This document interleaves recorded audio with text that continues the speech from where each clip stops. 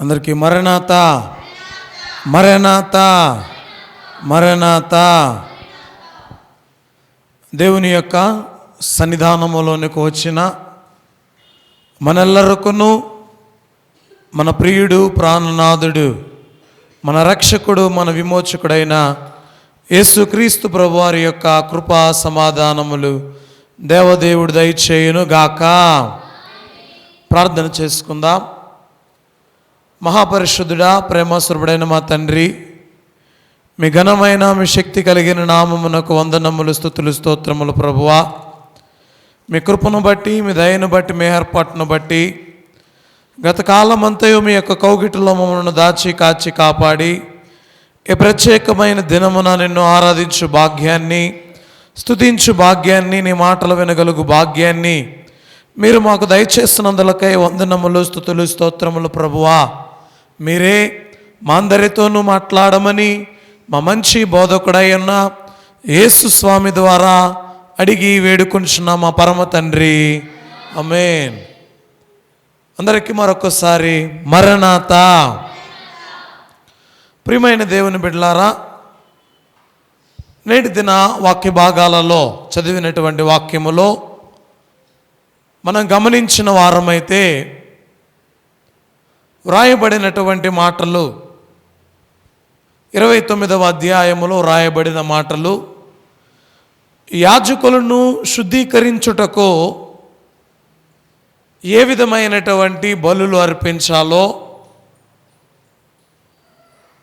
అంతేకాకుండా నియమములు, నిత్య హోమయాగము జనుల మధ్య నివసించదనని దేవుడు వాగ్దానాన్ని ఇవ్వడం అధ్యాయాలలో మనం చూడగలం. వాక్యములో చూడండి, చదివినటువంటి వాక్య భాగాలలో రాయబడినటువంటి మాటలు అవి. అయితే గడిచిన దినము నుండి దేవుని యొక్క వాక్య భాగాలలో ప్రత్యక్ష గుడారమును గురించి మనం నేర్చుకుంటూ, ప్రత్యక్ష గుడారములో ఉన్నటువంటి 3 భాగాలను మనం గమనిస్తూ, ఈ 3 భాగాలలో ఉన్నటువంటి 7 పరిక్రమలను గురించి నేర్చుకునే వారమై ఉంటూ ఉన్నాం. గత కాలమున ప్రత్యక్ష గుడారము యొక్క ఆవరణములో ఆవరణ ద్వారమును మనం గమనించాం. ఆవరణ ద్వారము దగ్గర ఉంచబడినటువంటి నీల ధూమ్ర రక్తవర్ణములు గల తెరను ఒకటి, దానిని మనం గమనించిన వారమై ఉంటూ ఉన్నాం. అయితే ప్రియ దేవుని బిడ్డలారా, దేవుని యొక్క వాక్యాన్ని ఒకసారి చదువుకుందాం. నిర్గమాకాండ గ్రంథము 27వ అధ్యాయము 16వ వాక్యము చదువుకుందాం. ఆవరణపు ద్వారమునకు నీల ధూమ్ర రక్తవర్ణములు గల 20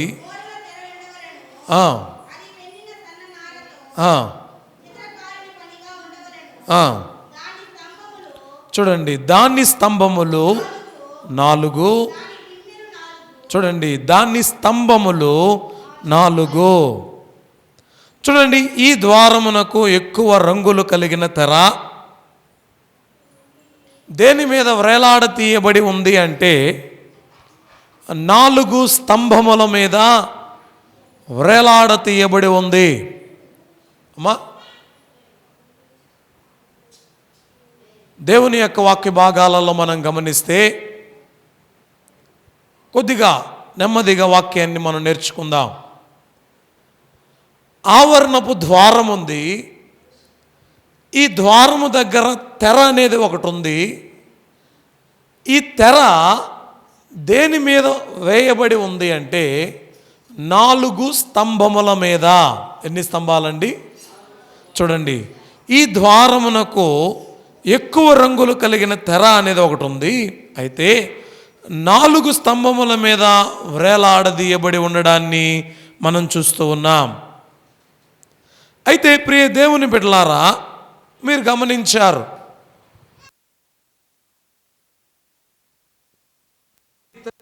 దేనికి సూచన అనేటువంటి మాట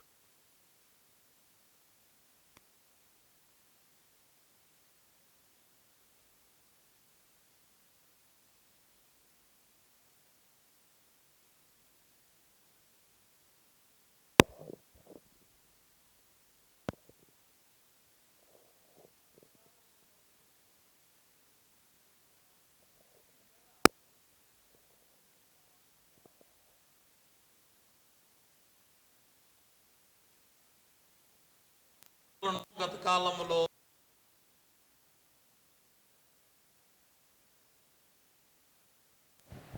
జ్ఞాపకం ఉందా? నీలము, చెప్పండి, అందరూ చెప్పాలి. నీలము, ధూమ్రము, రక్తవర్ణము దేనికి సూచన?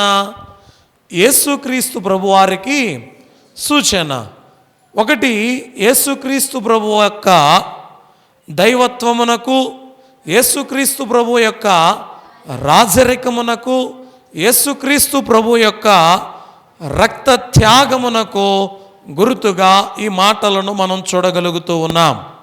అయితే ప్రియ దేవుని బిడ్డలారా, నేటి దినాన ఈ తెర 4 స్తంభముల మీద వ్రేలాడదీయబడింది. అమ్మా గమనించండి, ఈ తెర ఎన్ని స్తంభముల మీద? 4 స్తంభముల మీద వ్రేలాడదీయబడింది. ఈ 4 స్తంభాలు దేనికి సూచిస్తూ ఉన్నాయి అంటే,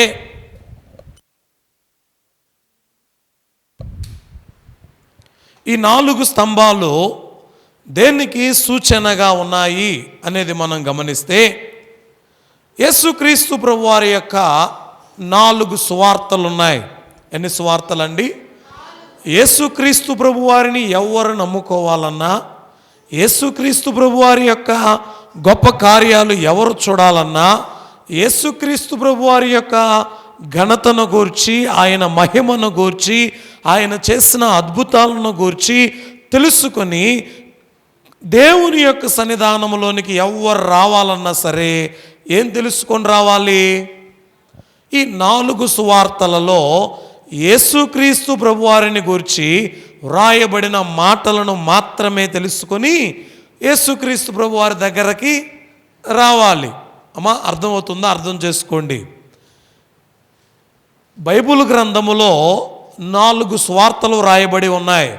ఒకటి మత్తయి సువార్త, మార్కు సువార్త, లూకా సువార్త, యోహాను సువార్త. ఈ 4 సువార్తలలో యేసుక్రీస్తు ప్రభువారి యొక్క జనన, మరణ, పునరుద్ధాన విషయాలు ఈ 4 సువార్తలలోనే వ్రాయబడి ఉన్నాయి. ఎవ్వరు యేసుక్రీస్తు ప్రభువారి దగ్గరకు రావాలి అన్నా కూడా ఈ 4 సువార్తలు తెలుసుకునే రావాలి. అలాగే ఈ ప్రత్యక్ష గుడారములోనికి ఎవరు రావాలన్నా బేస్మెంట్స్ ఏంటి అంటే 4 స్తంభాలు ఉన్నాయి. ఏమండి, ఈ 4 స్తంభాలు లేకపోతే ఈ తెర అనేది నిలవబడదు. ఈ తెర అనేది నిలవబడదు.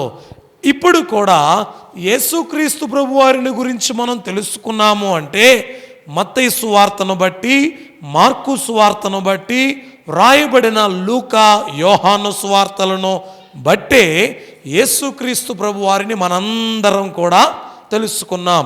వాక్య భాగములో నుండి కొన్ని మాటలను మనం చూద్దాం. మత్తయి సువార్త 1వ అధ్యాయము గమనించిన వారమైతే, ఈ 1వ అధ్యాయము యేసుక్రీస్తు ప్రభువును రాజుగా పరిచయం చేస్తూ ఉంది.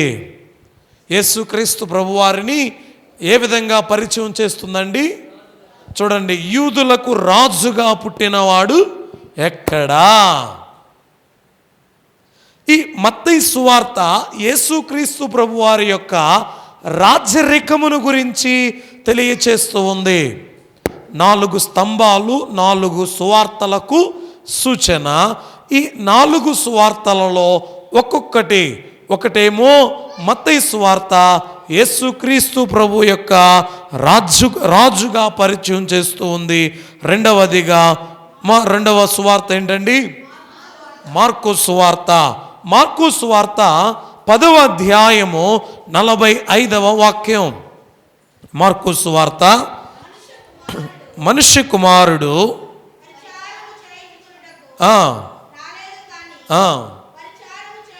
చూడండి, యేసుక్రీస్తు ప్రభువును పరిచారకునిగా, ఏమండి అమ్మా, ఈ మార్కు సువార్త ఏమని పరిచయం చేస్తూ ఉంది అంటే, మత్తయి సువార్తలో ఏమో యూదులకు రాజు అని చెబుతూ ఉన్నారు. ఆయన రాజు, ఆయన మనందరినీ కూడా పరిపాలించేటువంటి వ్యక్తి, ఆయన మన బాగోగులను చూసే వ్యక్తి, మనకు కావలసినవి దయచేసేటువంటి వ్యక్తి అని ఆయనను రాజుగా పరిచయం చేశాడు మత్తయి గారు. మార్కు గారేమో యేసుక్రీస్తు ప్రభువారు ఈ లోకానికి ఎలా వచ్చాడు అంటే, ఆయన పరిచారము చేయించుకున్నటకు రాలేదు. అయ్యా, మీ దగ్గర సేవలు చేయించుకోవడానికి ఆయన రాలా. ఎందుకు రాలేదండి ఆయన? చెప్పండి. మీ దగ్గర సేవలు చేయించుకోవడానికి ఆయన రాలా. ఎందుకు వచ్చాడట? పరిచారము చేయుటకు. చూడండి, ఈ లోకములో ఎవరు కూడా సేవ చేయకుండా మనకున్నారో, అమ్మా, తల్లిదండ్రులు అయినటువంటి వారు బిడ్డలను విడిచిపెట్టేస్తూ, అంటే బిడ్డలు తల్లిదండ్రులను విడిచిపెడుతూ ఉంటారు. ఆ సమయములో ఎవరు వారికి పోషణ అంటే, దేవదేవుడే వారికి పోషకుడుగా ఉంటూ ఉన్నాడు. దేవదేవుడే వారికి ఒక రక్షకుడుగా ఉంటూ ఉన్నాడు. దేవదేవుడే వారిని నడిపించే యోధుడిగా ఉంటూ ఉన్నాడు. అందుకే అమ్మా, ఆయనకు మనం సేవ చేయబల్లా. ఏం చేయబడలేదండి? ఆయనకు మనం ఏం చేయబడలేదండి? సేవ అనేది చేయబడలేదు. ఆయన మనకు సేవ చేయడానికి వచ్చాడు. ఆయనను ఎరిగిన వారు, ఆయన గురించి తెలిసిన వారు, ఆయన మాటలు వినినటువంటి వారు ఈ లోకములో సేవ చేస్తూ ఉన్నారు. ఏమండి, ఎవరు సేవ చేస్తూ ఉన్నారండి? యేసుక్రీస్తు ప్రభు వారి గురించి మీరు తెలుసుకున్నారు, దేవుని మాటలు మీరు విన్నారు, దేవుని యొక్క వాక్యాన్ని విన్నారు. అయితే అయ్యా, నా దేవుడు నాకు తెలియచేశాడు ఏంటి అంటే, ఈ లోకములో నేను ఏ విధముగా పరిచర్య చేయాలో, ఈ లోకములో నేను ఏ విధముగా దేవుని యొక్క పరిచర్య చేయాలో. ప్రియ దేవుని బిడ్డలారా, విలాసవంతమైన జీవితాన్ని వదిలి, ఇంకా సుఖభోగాలను వదిలి, మోషే గారు చెప్పిన మాట కూడా అదే. అయ్యా, నేను రాజుగా ఉండొచ్చు, రాజకుమారుడిగా నేను ఉండొచ్చు, ఐగుప్తు సుఖభోగాలను నేను అనుభవించవచ్చు, కానీ ఐగుప్తు సుఖభోగాలు కంటే, ఏమండి, ఐగుప్తు సుఖభోగాలు కంటే ఈ మనుషులతో, యూదులైనటువంటి ఈ జనులతో, ఈ యొక్క ఇశ్రాయేలీయులతో శ్రమ అనుభవించుటే మేలు. ఏమనుభవించుటండి?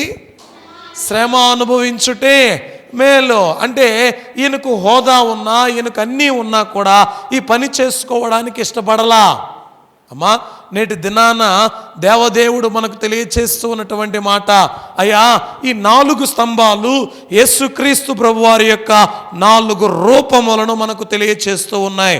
ఒకటేమో ఆయన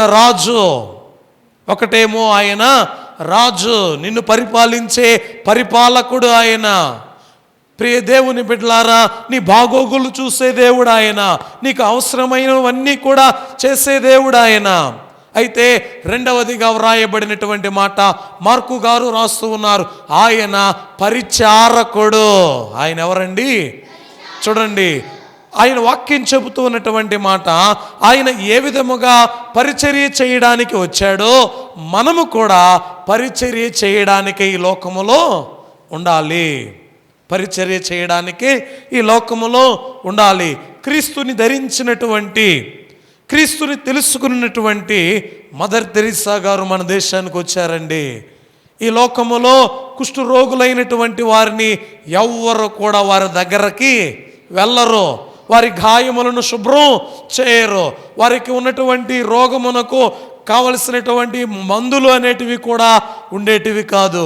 అలాంటి వారి కొరకు అలాంటి వారి కొరకు అలాంటి వారిని హక్కున చేర్చుకుని వారి గాయములను కట్టి వారి యొక్క గాయములను శుభ్రపరచి బంధువులు వదిలేశారు, ఇంట్లో ఉన్న కుటుంబ సభ్యులు వదిలివేశారు, ఇంకా స్నేహితులు వదిలివేశారు, ఈ గ్రామస్తులు అందరూ కూడా వదిలిపెట్టిన ఆమె మాత్రం ఏం చేస్తుందో తెలుసా? వారందరినీ హక్కున చేర్చుకుని హక్కున చేర్చుకుని సేవ పరిచర్య చేసింది వారి కొరకు. ఈ సేవ చేయడానికి గల కారణము ఏంటో తెలుసా? యేసుక్రీస్తు ప్రభువారు నేర్పినటువంటి విధానం. యేసుక్రీస్తు ప్రభువారు నేర్పినటువంటి మార్గం. మనం ఎక్కడికైనా హాస్పిటల్కి వెళ్ళాము అనుకోండి, చేదరించుకుంటాం కొంతమందిని చూసి,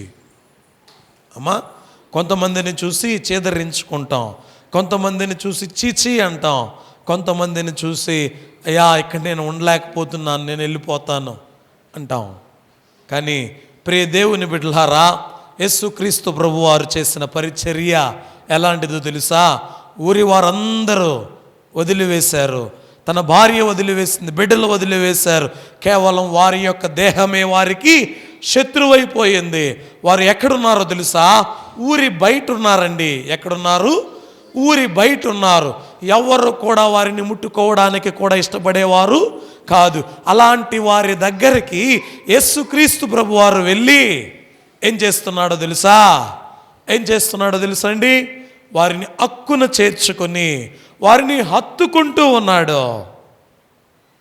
ప్రియ దేవుని బిడ్డలారా, వాక్యం చెబుతూ ఉన్నటువంటి మాట, ఈ ప్రత్యక్ష గుడారం తెలియచేస్తూ ఉన్నటువంటి మాట చూడండి.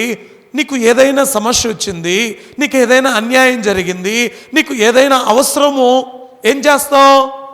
రాజుగారి దగ్గరకు వెళ్తావు. అయ్యా నాకు న్యాయం కావాలి, నాకేం కావాలి? న్యాయం కావాలి, నేను అన్యాయం పొందాను, నాకు అన్యాయం జరిగింది, నాకు అవసరమైనది కావాలి అని నీకు ఉన్నటువంటి అవసరత ఏదో, నీకు ఉన్నటువంటి అవసరత ఏదో, నీకు జరగాల్సినటువంటి న్యాయం ఏదో జరిగేటువంటి స్థలమే దేవాతి దేవుడు నివాసం ఉంటూ ఉన్నటువంటి ప్రత్యక్ష గుడారం. ఈ స్తంభాన్ని చూడగానే నీకు తెలియాలి ఏంటో తెలుసా? ఆయన నాకు న్యాయం చేస్తాడు.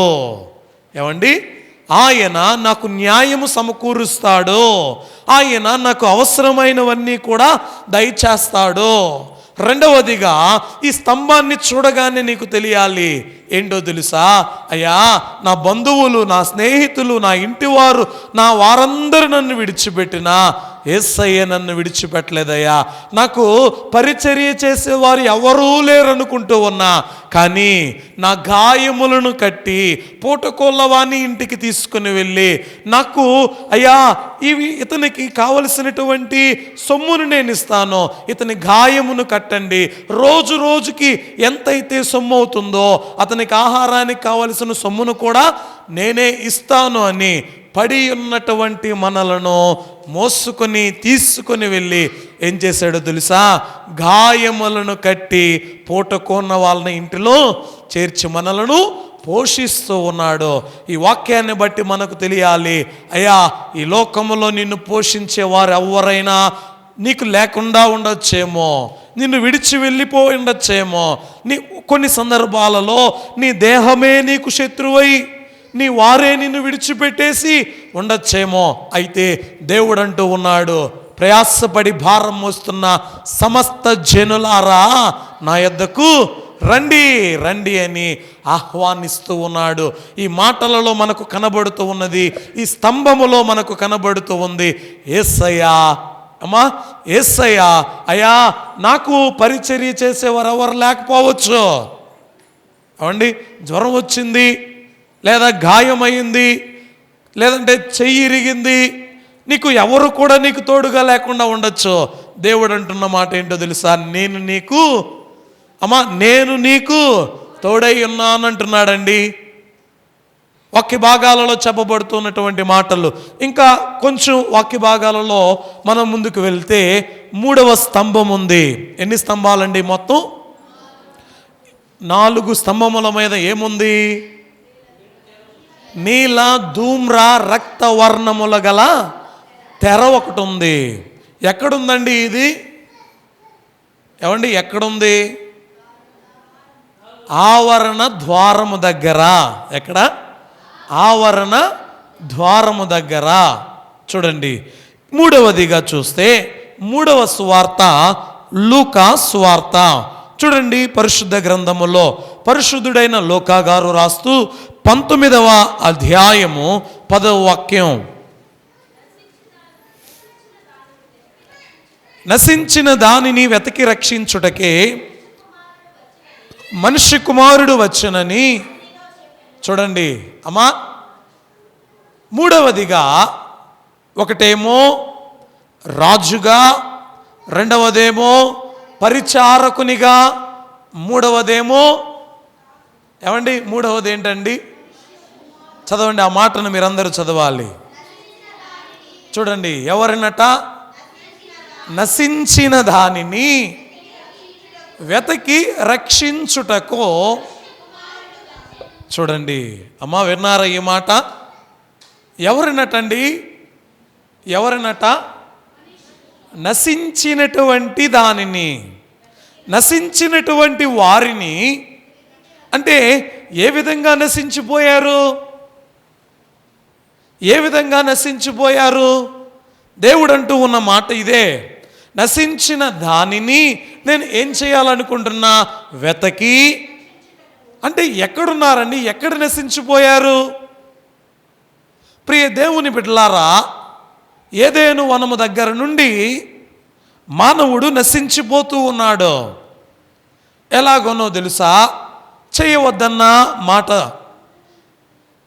ఆయన ఏ పనైతే చేయవద్దన్నాడో ఆ పని చేసి, ఏ ఆజ్ఞలైతే ఇచ్చాడో ఆ ఆజ్ఞలను ధిక్కరించి, ఏ మాటలైతే ప్రభువారు మాట్లాడారో ఆ మాటలను ప్రక్కన పెట్టి, ఏమండి, తన వాక్యము ద్వారా, ఆజ్ఞల ద్వారా, కట్టడల ద్వారా, విధుల ద్వారా వీటన్నిటినీ కూడా ప్రక్కన పెట్టి మానవుడు ఏమైపోయాడు అంటే ప్రక్క ద్రోవకు తొలగిపోయాడు.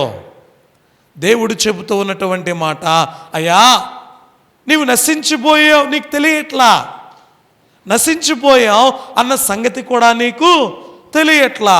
పాపం అనేటువంటి ఊబిలో పడిపోయావు, నశించిపోతావని కూడా నీకు తెలియట్లా. పైకి చూడ్డానికి బాగున్నావు, పైకి చూడ్డానికి బాగానే ఉన్నావు, కానీ పాపములో, లోకపు కోపములో, లోకపు ఆశలలో, లోకపు ఇక్కట్లలో, లోకములో ఉన్నటువంటి శరీరాశ, నేత్రాశ, జీవపు డంబము అనేటువంటి అనేక రకములైనటువంటి విధానములో నీవు పడిపోయి నశించిపోయే వాడవుగా నీవు ఉన్నావు.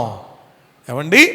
నశించిపోయే వాడవుగా నీవు ఉన్నావు. నీవు జీవిస్తూ ఉన్నావు, కానీ నీ జీవితంలో సక్రమైనటువంటి, సురక్షితమైనటువంటి జీవన విధానం అనేది నీలో లేదు. జీవిస్తూ ఉన్నావు, కానీ సురక్షితముగా నేను జీవిస్తున్నానన్న గ్యారంటీ లేదు. వాక్య భాగాలలో చెప్పబడుతున్నటువంటి మాట, అయ్యా ఈ లోకానికి నేను రావడానికి గల కారణం ఏంటో తెలుసా? నశించిన దానిని. ఇది పూర్తిగా నశించిపోయింది, ఇది పూర్తిగా ఇక నశించిపోయింది. దీనిని పెరకి అగ్నిలో పారవేయాలి. దీనిని ఏం చేయాలండి? పెరికి అగ్నిలో పారవేయాలి. కానీ తోటమాలి వచ్చి చెబుతున్న మాట ఏంటో తెలుసా?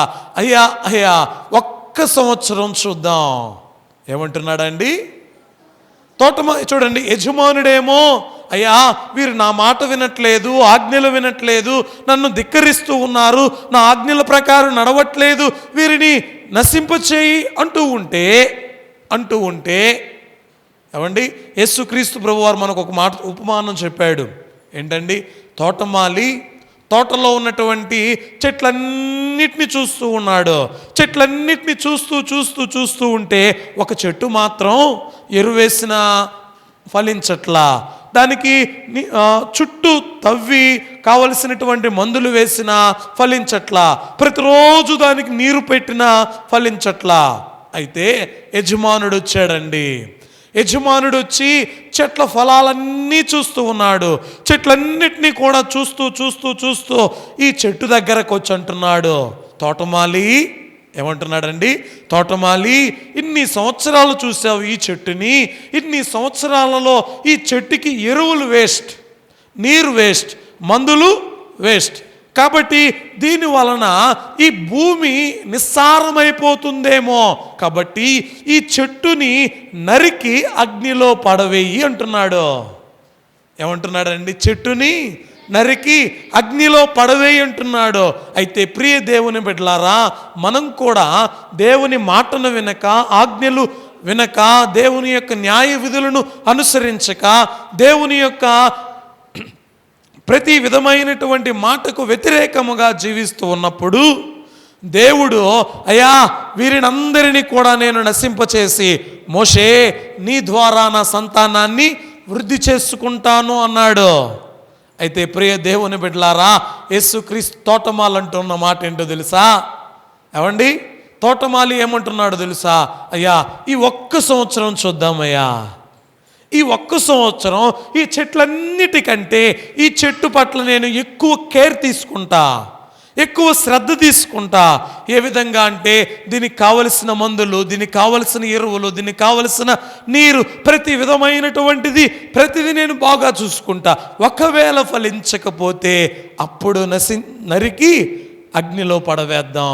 అయ్యా మానవుడు జీవితము కూడా ఆ చెట్టును పోలే ఉందండి. దేవుడు మనకు చెప్పాడు, విన్నామా, ఫలింపులోనికి వస్తాం. అదే మాటను వెనక ధిక్కరించే వారముగా ఉంటే ఏం చేస్తాడో తెలుసా? దేవుడు నరికి నరకాగ్నిలో పడవేస్తాడండి. అంటే యేసుక్రీస్తు ప్రభువారు ప్రతి ఒక్కరికి ఒక ఛాన్స్ ఇస్తూ ఉన్నాడు. చూడండి, వాక్య భాగాలలో చెప్పబడుతున్న మాట కూడా అదే, నశించిన దానిని వెతికి రక్షించుటకు మనుష్య కుమారుడి లోకానికి వచ్చాడు. అయ్యా నశించిపోతున్నావేమో, నిన్ను రక్షించడానికి ఆయన. చూడండి ఇంకా వాక్యములో మత్తయి లూకా సువార్తలోనే 3వ అధ్యాయం 38వ వచనం, 3వ అధ్యాయం 38వ వచనం.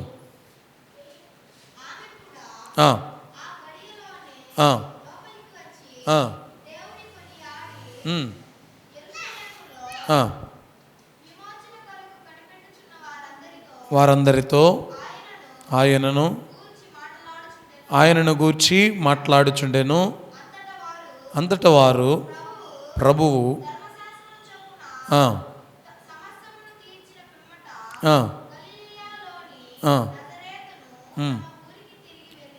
చూడండి ప్రియ దేవుని బిడ్డలారా, ఈ వాక్య భాగాలలో చెప్పబడుతున్నటువంటి మాటలు చూడండి. ఈ వచనాలలో యేసుక్రీస్తు ప్రభువారు మనుష్య రీతిగా ఈ లోకమునకు వచ్చి ఏ విధముగా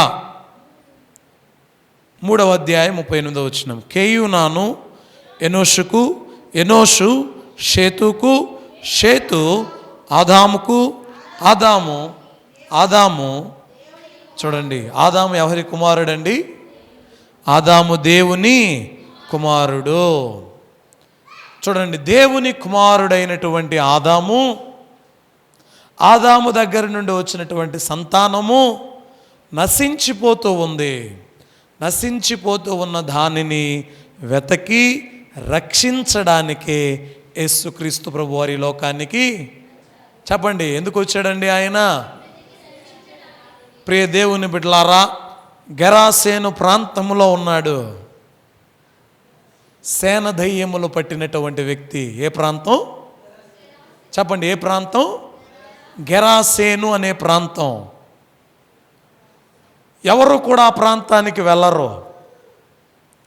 ఈ గెరాసేనులు ఎవరు అంటే, అమ్మా ఈ గెరాసేనులు ఎవరంటే, దేవుడు ఇశ్రాయేలీయులను ఐగుప్తు దేశము నుండి బయలుదేరి ఎక్కడికి వెళ్ళమన్నాడు? కానాను దేశానికి వెళ్ళమన్నాడు. అయితే కొంతమంది దేవుని మాటను ధిక్కరించేటువంటి వారు ఉంటారు. వారు ఏం చేశారో తెలుసా? మేము అంత దూరం రాలేం, మాకు అంత దూరం అవసరం లేదు. ఈ ప్రాంతం మా పశువులకు పచ్చిక బయళ్ళు ఉన్నాయి, మా పశువులను మేపుకోవడానికి కావలసిన స్థలం పచ్చిక ఇక్కడ ఉంది, మేము ఇక్కడ ఉంటాం, మీరు వెళ్ళండి అని కొంతమంది ఏం చేస్తారు, ఆ ప్రాంతంలో ఒక గోత్రపు వారు ఉండిపోయారు. కొంతమంది మాత్రమే, అందరు కాదు. వారే గెరాసేనీయులు. ఎవరండి వారు? ఐగుప్తు దేశము నుండి ఎక్కడికి వెళ్ళమన్నారు దేవుడు? కానాను దేశానికి నేను మిమ్మల్ని నడిపిస్తాను అన్నాడు. అయితే వెళ్ళే మార్గంలోనే ఏమండి ఆగిపోయారు, మేము వెళ్ళాం అని. వారి యొక్క వారి యొక్క జీవన విధానం ఏంటి అంటే పందులను మేపుకొని బ్రతికేవారు. అయితే ప్రియ దేవుని బిడ్డలారా, ఈ మాటను చెబుతాను.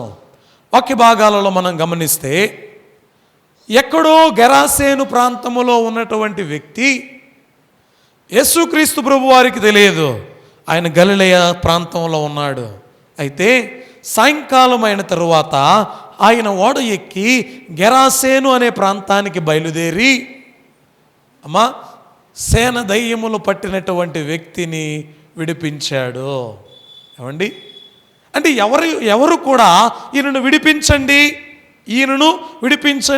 ఇతనికి దయ్యములు పట్టి ఉన్నాయి, ఇతడు గాయములు చేసుకుంటున్నాడు, గొలుసులతో కట్టివేసుకుని తెంపివేస్తున్నాడు, సమాధుల్లోనికి వెళ్ళిపోతున్నాడు అని ఎవరూ కూడా యేసుక్రీస్తు ప్రభు వారికి చెప్పలా. మీకు అర్థమవుతుందా నా మాట? ఈ ప్రాంతంలో ఉన్నటువంటి వ్యక్తిని గురించి ఎవరు కూడా యేసుక్రీస్తు ప్రభు వారికి ఇంటిమేషన్ చెప్పలా. యేసుక్రీస్తు ప్రభువే నశించిపోతూ ఉన్నటువంటి ఆ వ్యక్తి, దురాత్మల చేత, సేన దయ్యముల చేత నశించిపోతూ ఉన్నటువంటి ఆ వ్యక్తిని వెతుక్కుంటూ ఆ ప్రాంతానికి వచ్చి ఆ వ్యక్తిలో ఉన్నటువంటి దయ్యములను తరిమివేశాడు. అందుకే దేవదాసయ్య గారు కీర్తనలు అంటాడు, సేనా దయ్యాలు పిచ్చివానిగా చేసిన, సేనా దయ్యాలు పిచ్చివానిగా చేసిన వానికి నిన్నో మ్రొక్కో వాలిచి యోనా. ఏం చేశాడండి దేవుడు? వాడిని వెతుక్కుంటూ వెళ్ళి వానిలో ఉన్నటువంటి దురాత్మలను వెళ్ళగొట్టి దేవునిని మ్రొక్కే భాగ్యాన్ని దయచేశాడు. మనుష్య కుమారుడు ఈ లోకానికి వచ్చింది నశించిన దానిని వెతకి రక్షించుటకు. మూడవ స్తంభము దానిని తెలియచేస్తూ ఉంది. అయా, ఆయన మనుష్య కుమారుడు అని తెలియచేస్తూ ఉంది. చూడండి, నాలుగవదిగా యేసువార్త అండి. చెప్పండి అందరూ, యేసువార్త. యోహాను సువార్తలో యోహాను గారు రాస్తూ 1వ అధ్యాయము 1 నుండి 10 వచనాలలో చూడండి, ఈ మాట తెలియచేస్తూ ఉంది. యేసుక్రీస్తు ప్రభువు దేవుని కుమారుడు అని పరిచయం చేస్తూ ఉంది. అది యందు వాక్యం ఉండెను. వాక్యము ఎక్కడ ఉందండి అంటే దేవుని యొద్ద ఏముంది? చూడండి, నా యొద్ద ఎవరున్నారంటే పలానా వారు నా యొద్ద ఉన్నారని చెబుతా. దేవుని యొద్ద ఎవరున్నారు? వాక్యం ఉంది. అసలు ఈ వాక్యం ఎవరు? దేవుడు. ఆయనే యేసుక్రీస్తు ప్రభువు. చూడండి, క్రీస్తు ప్రభు వారిని గురించి యోహాను గారు ఏమని తెలియచేస్తూ ఉన్నారు అంటే ఆయన దేవుని కుమారుడు అని తెలియచేస్తూ ఉన్నాడు. ప్రియ దేవుని బిడ్డలారా, ఈ ఆవరణములోనికి రావాలి అనుకున్నటువంటి వారు ఎవరైనా సరే ఈ ద్వారము గుండానే లోపలికి రావాలి. యేసుక్రీస్తు ప్రభువారి గుండానే ఎవరైనా దేవుని యొక్క సన్నిధానంలోనికి రావాలి. అయ్యా మేము ఇలా కాదు, మేము వెనక వైపు నుంచి వస్తాం, ఇటుపక్క నుంచి వస్తాం, అటుపక్క నుంచి వస్తాం అంటే దానికి కూడా దేవుడు చెప్పాడండి. సంఖ్యాకాండము 3వ అధ్యాయం 38వ వచనం. సంఖ్యాకాండం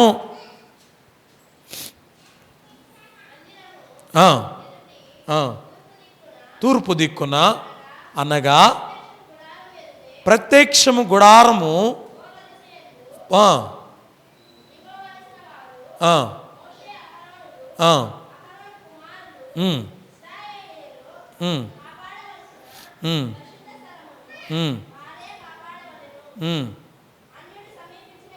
అన్యుడు సమీపించిన ఎడల అతడు మరణశిక్ష నందును.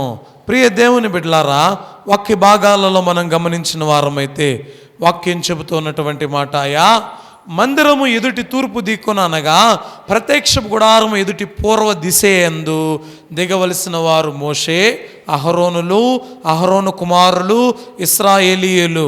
కాపాడవలసిన పరిశుద్ధ స్థలమును వారే కాపాడవలెను. వారే అంటే వీరే ఈ ద్వారము గుండా లోపలికి రావాలని. అన్యుడు సమీపించిన ఎడల అతనికి ఏ శిక్ష అండి? ఎవరైనా ఈ ద్వారము గుండా కాకుండా మరి ఎటువైపు నుండి రావాలి అనుకుంటే వారికి మరణ శిక్ష అనేది విధించబడుతుంది. కాబట్టి ప్రియ దేవుని బిడ్డలారా, దేవదేవుడు తెలియచేస్తూ ఉన్నటువంటి మాట, ఈ ద్వారము ఎప్పుడూ కూడా తెరిచే ఉంటుందండి, ఎప్పుడూ కూడా తెరవబడే ఉంటుంది. అనేకులు ప్రవేశించుటకు వీలుగా ఈ ద్వారము ఎన్ని మూరలండి? అమ్మా, ఎన్ని మూరల్లో మీరు చదివారు ఇంతకుముందు? 20 మూరలు. ఎన్ని మూరలు? 20 మూరలు వెడల్పు కలిగిన విశాల ద్వారం ఇది. 20 మూరలు వెడల్పు కలిగినటువంటి విశాల ద్వారం ఎప్పుడు తెరచే ఉంటుంది.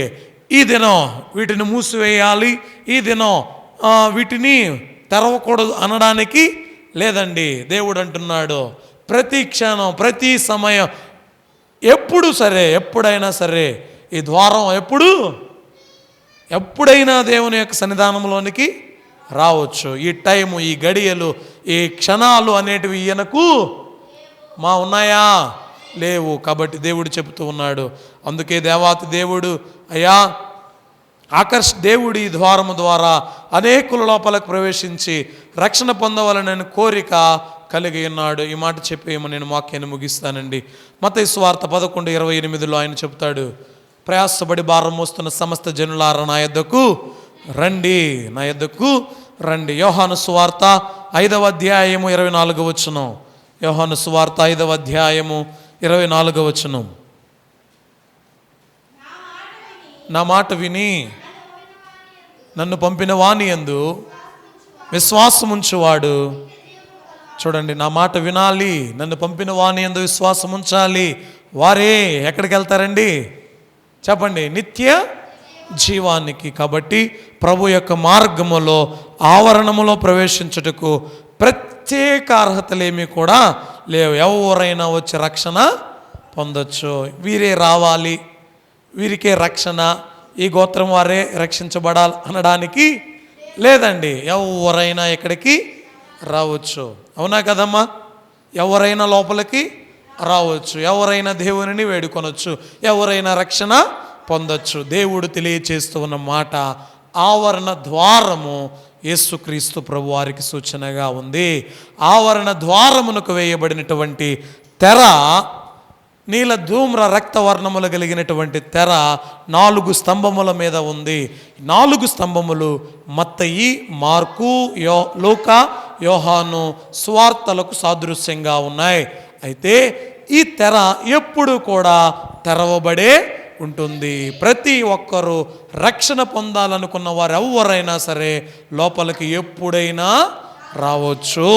కాబట్టి ప్రియ దేవుని బిడ్డలారా, యేసుక్రీస్తు ప్రభువారే మనలను రక్షించే రక్షకుడు, విమోచించే విమోచకుడు, నడిపించే నాయకుడు ఆయనే. కాబట్టి ఆయన మార్గములో జీవించు భాగ్యము దేవదేవుడు మనందరికీ దయచేయును గాక.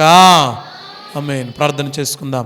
పరిశుద్ధుడా, ప్రేమస్వరూపుడైన మా తండ్రి, మీ ఘనమైన నామమునకు వందనాలు ప్రభువా. మీ వాక్యము ద్వారా మీరు మాతో మాట్లాడారు. నైనా ఆవరణ ద్వారము యొక్క నైనా నిలవబెట్టబడినటువంటి దిమ్మెలను గురించి నేర్చుకునే భాగ్యాన్ని మీరు మాకు ఇచ్చారు ప్రభువా. ఈ దిమ్మెలు ఏ విధముగా 4 స్వార్థలకు సాదృశ్యంగా ఉన్నాయో నైనా మీరు మాకు తెలియచేసిన రీతిని బట్టి నీకు వందనాలు. మేమందరము కూడా రక్షణ పొందుటకు ఈ మార్గంలో ప్రవేశించు భాగ్యం దయచేయమని యేసు పరిశుద్ధ నామమున అడిగి వేడుకుంటున్నాం తండ్రి, ఆమేన్. అందరికి మరణాతా మరణాతా మరణాతా.